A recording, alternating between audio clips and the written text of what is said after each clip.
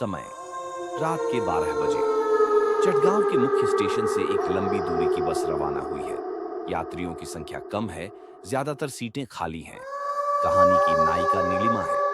वह नौकरी के लिए इंटरव्यू देने छठगांव से सिलहट जा रही है, एक छोटा सा सूटकेस और एक मोबाइल फोन लेकर।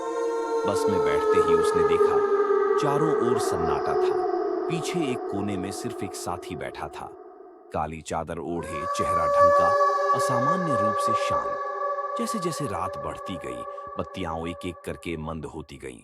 नीलिमा यह देखकर हैरान रह गई। उसकी सीट के पास की बत्ती बार बार हिल रही थी। अचानक बगल से एक धीमी आवाज आई, बहन, क्या तुम अकेली जा रही हो? नीलिमा ने पलट कर देखा। काली चादर में लिपटा वह व्यक्ति अब उसके ठीक बगल में बैठा था।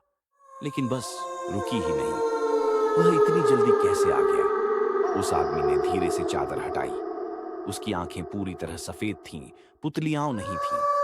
नीलिमा का दिल जोर जोर से धड़कने लगा।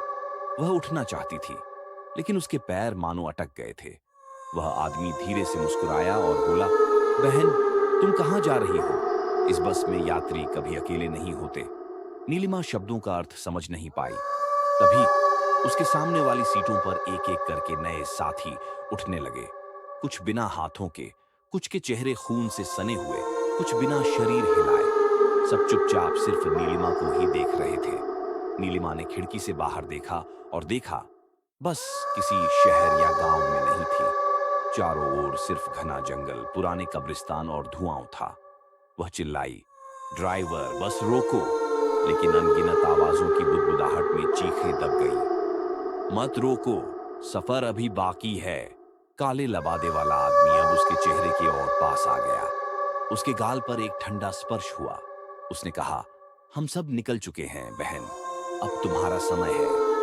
अचानक नीलिमा की आंखों के सामने उसके सारे साथी गायब हो गए। सिर्फ खाली सीटें, फटे पर्दे और ठंडी हवा। बस झटके से रुक गई।